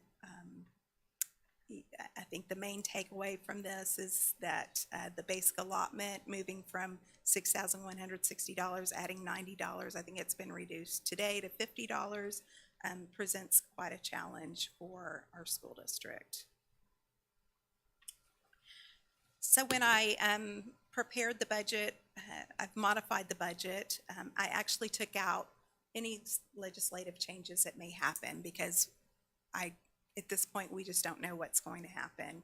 So I wanted to, when we look at our our budget each year, there's a lot of assumptions that go into developing our revenue scenarios. And if you think about it, that state and local share of revenue, we really won't know how that pans out usually until about 1.5 years after the school year's over and the state settles up with us. So it's a lot of assumptions go into it, and we try to just be as accurate as we can. So this year we're still looking at our property values for 2023. They did come in last year. I think it was about maybe came in at 12. We're down to about 10.5% of property value growth in 2023. As protests come in and values are modified, that will go down a little bit, but it has held up pretty well. In these assumptions I'm showing you tonight, I've got an 8% value growth for next year and a 5% for the following year. Our collection rate's always around 99.5%. And then this also assumes the board will approve 4 golden pennies on our tax rate. I do have a student enrollment decline of 300 students built in for next year and another 200 students in the following year. And as I said before, no legislative changes into the school finance formulas for this. So some of the budget considerations that we have been dealing with this for the coming year, I just wanted to point out a few of these. We are, the top item is what we call the payroll accrual adjustment. This is a calendar. If you recall last year, we made some changes to next year's school calendar to suppress some of our expenditure costs, and that was really a one-year savings. So that's not a savings that we'll see every year. We also are starting to bring back some expenses that were funded through ESSER. We plan those ESSER funds over 3 years. Next year is the last year for ESSER, so we'll be returning about $1.8 million in costs back to general fund.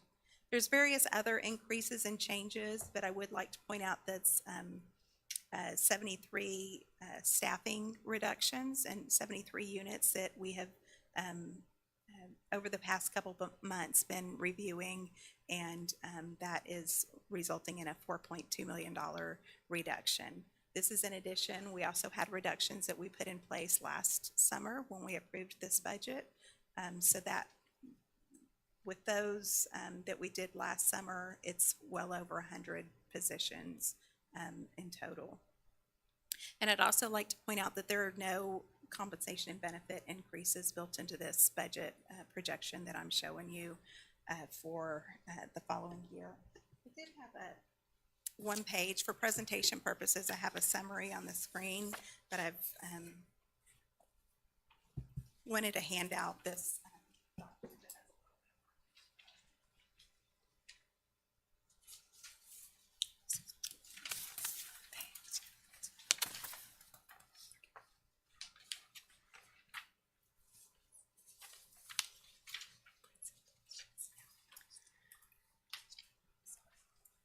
Okay, so for fiscal year 23, which is a year we're currently in, the board approved a budget with about a $9.8 million transfer from our capital and contingency fund.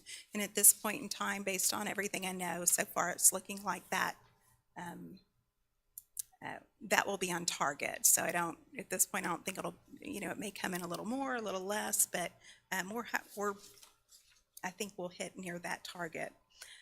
Looking over at our base projections for fiscal year 24 and fiscal year 25, you'll see that in 24, we are looking at, without any legislative changes, a $17.4 million deficit. This has not changed significantly since last month when I brought it to you. And then the following year, as those ESSER expenditures start returning and hitting our expenditure side, that's about a $31.7 million deficit. So the one area I wanted you to look at, the first green highlighted line on your page, it really shows you the state and local funding. So we talked about how that's making up about 90% of our revenues, and you can see back in fiscal year 20, we were at $324 million for both our tax and state funding. If you look down to this year, it's dropped to about $309 million. So that's reflective of the loss of students and the loss of funding that we've received in our entitlement. Going forward into 24 and 25, you'll see that there's not a lot of revenue growth between those two. And you'll also note that our tax collections, while going up, you can see the state funding going down. So it's that offset that we talk about. Down on the second line, you'll see that I don't have any, at this point, I haven't made any assumptions about if we did need to pull in a transfer from any areas. That would be a decision that will have to come as to whether we continue to draw down any capital and contingency funds after we have more clarity on what our revenues will be for next year. So looking at the, also we ended last year with our capital and contingency fund with a fund balance of about $56 million. We think we'll end about $42 million after the draw from that this year. And then going forward with our general fund balance, we have that board policy of 2 months of operating expenses. So that is, you know, if a deficit or any funds had to be pulled from there, we'd have to decide to pull, whether to pull it from general fund or pull it from capital and contingency. So in looking at this, one of the, we have been working with the strategic budget sprint team, as Dr. Engel mentioned earlier, and the goal there is really to develop considerations to further reduce our expenditures as well as increasing our revenue. So we met two times early in May, and we have developed or tiered some of the recommendations and considerations. Each member of that committee was able to rank some of the considerations that were put out. Dr. Engel will be able to utilize that report and the information in that report to provide recommendations to the board. I think going forward, those will be used as we make our future decisions in the next few months. So I will be happy to answer any questions. Thank you, Ms. Benzai. Any questions from the board? I just, first of all, I just wanted to thank my fellow trustees, Trustee Bowen, Trustee Cheka, and Trustee Larson for participating on the budget sprint committee, and you know, helping realize some of the areas where we might be able to, you know, capture some additional revenue. I also wanted to thank staff for, you know, some of the difficult things that we have to do in terms of, you know, I don't want to say repurposing, but combining some positions and things like that. I just want to reiterate that we're, you know, one of the important things for the board was to make sure that our employees are whole and that, you know, during these difficult times that they aren't out there, you know, looking for jobs. So bear with us. I also want to commend you for the slides that you put together, and Trustee Cheka, Trustee Larson, Trustee Cottrell, and myself were able to go to the State of Education address at the League City Chamber, where we had some representatives from our local legislature, and your slides they were taking pictures of, and hopefully they were forwarding those to their respective, you know, senators and congressmen and state representatives, so to show them, because it's glaring, I think, what not only our district but other districts are facing and how they're still able to provide the opportunities for our students.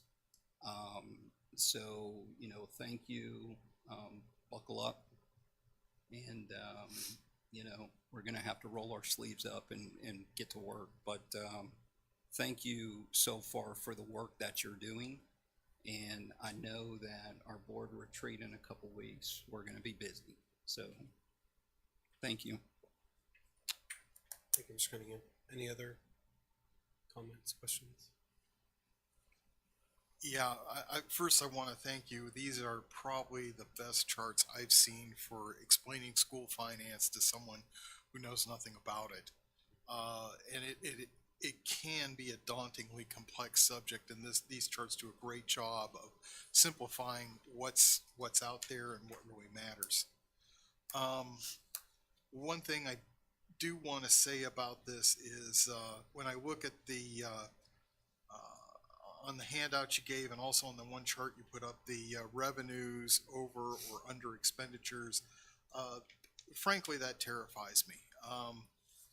You know, to give you an idea of the things we were looking at, and you were there, but I want to repeat for everybody else here, the kinds of things we looked at in the sprint committee. Just for example, the our daily attendance, getting that back to where it was before COVID. And I keep using this. I've used it in several formats, and I'll keep doing it because I think it bears repeating. The pre-COVID rate was essentially the average child missing 8 days of school in a year. The current rate is missing 11 days out of the school year, just 3 days. That 3 days to this district is $7.2 million a year.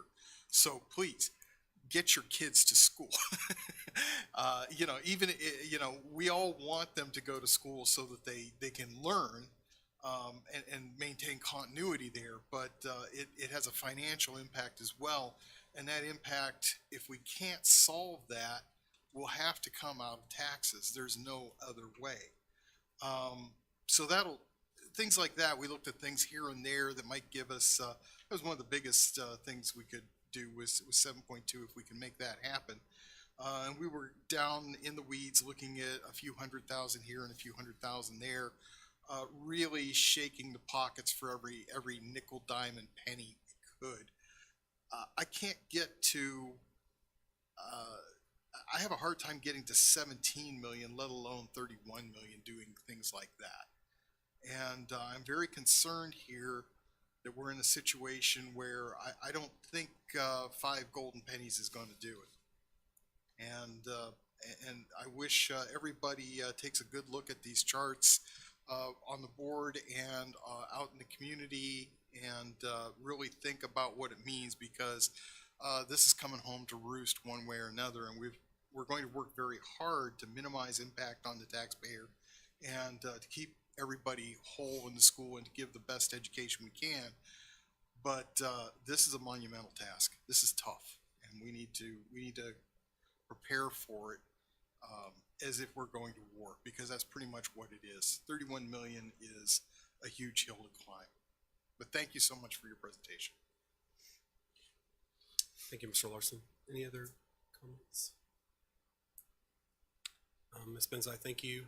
I would echo all that's been said. As I was seeing the slides, I was trying to think of how we could turn it into some type of video that could potentially go viral, how we can share that more broadly, because while it seems simple as it's represented on the charts, and it is absolutely helpful to see it visually, the impact is significant, not only to our district, but to districts across the state of Texas. And anything that we could do to really push it out through any possible channel, any organization that would consider it. And I see Elena smiling and nodding, and anything that we could do, I would absolutely share that as much as we can. So thank you for helping us see the potential impact in the position that we're in. Thank you also for helping us manage every resource so closely. And I did have a question for you about if we were to go to voter approval for the additional golden penny beyond, the golden penny beyond the one that we can do without voter approval. What does that look like? Does that happen during a May election? Is that a November election? It's a November election, and so the board would order an election in August when setting the tax rate. Usually we set the tax rate in September, but it would have to be moved up to August because of, you have to call an order and approve the tax rate before that. So what happens is if it's approved in November, then your rate will be, it's retro, it will be for the 23 tax year, which is 23-24. If it's not approved, then it will be set at the rate, the 5 cents. You could do up to the 5 cents of what the board could approve. And there's some preliminary steps that we would have to do with that also. I mean, we would have to have an efficiency audit. I'm sure that there are some compliance actions that we have to take with the state also as well in order to do that. And does the timeline even allow for that to happen before the August rate setting exercise that we do every year? There is time to do that.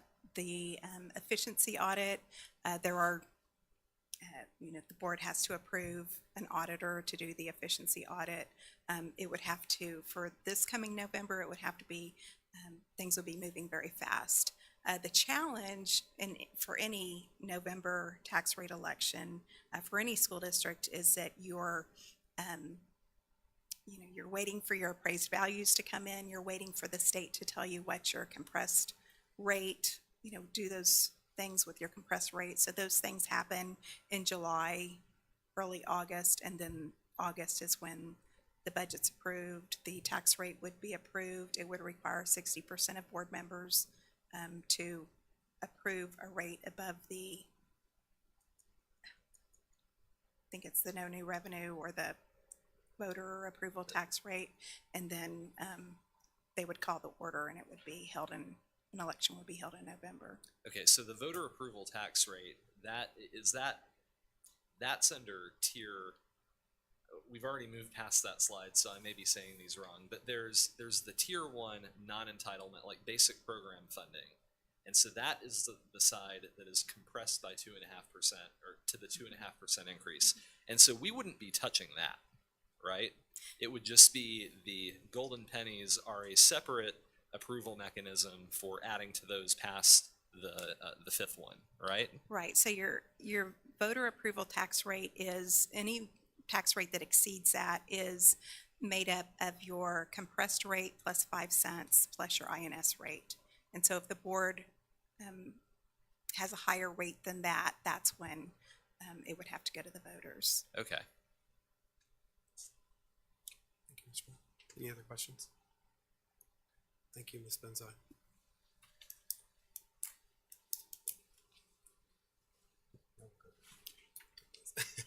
So now the board will go back to closed session, and the time is 8:42.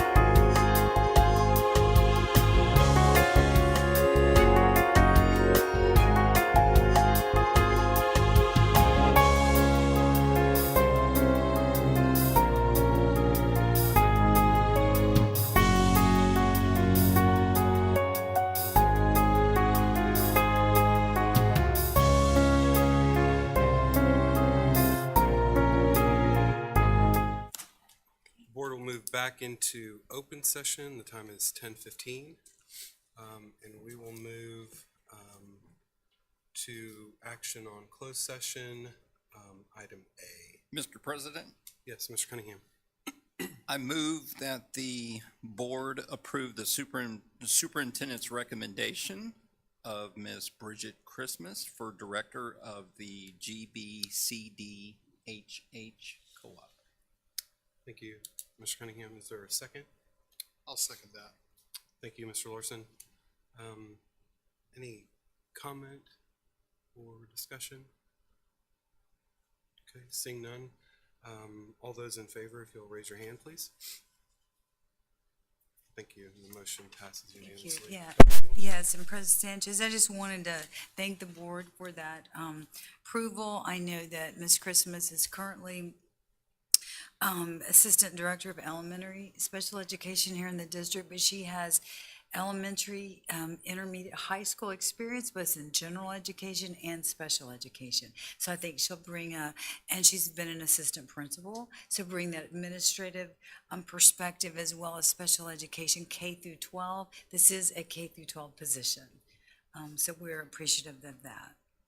Thank you. In a very important community that we are servicing, and we are part of a co-op of nine districts together, 8 other districts. So it's very important. Thank you. Thank you. Thank you, Dr. Engel. Next item is for information and discussion, and it is in Texas School Safety Center Safety and Security Audit Report.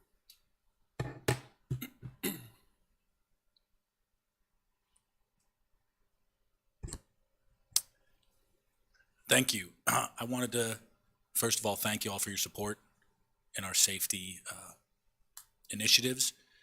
What we are going to, with your blessing, what we're going to do is submit our 3-year safety audit. It began in 2020. We concluded it this past month. We looked at the overall safety and security needs of our district and what we are actually doing well. A lot of data, a lot of work over 3 years. As required, we're going to submit that to the Texas School Safety Center for our 3-year audit and submit it feeling very well about what we do here in Clear Creek ISD.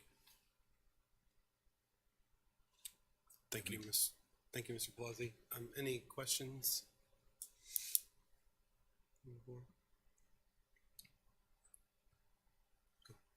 Just wanted to reiterate, thank you for the work that's gone into this past year.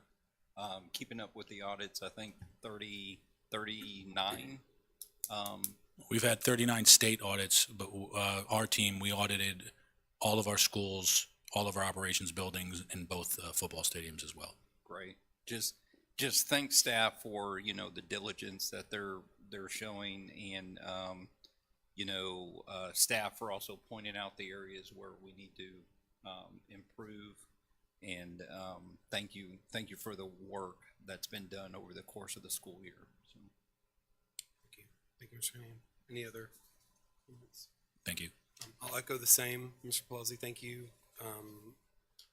Mr. Cunningham and I have had the chance to sit through the safety committee meetings and understand the level of detail and attention that you all are paying to every entry point, every scenario, and making sure that we're doing all that we can to ensure our students and staff are safe at our campuses, and that our community knows that and our parents know that, and we just appreciate all of the steps that you all are taking.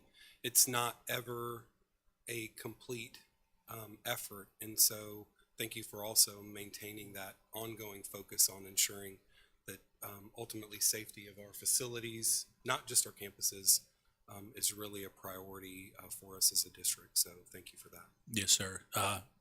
We always hear it academically, the cycle of continuous improvement, and our team has to adopt that. We don't have a choice, and we wouldn't want to, and it's absolutely a team effort. Thank you. Thank you. With no further business on the agenda, we'll adjourn at 10:19.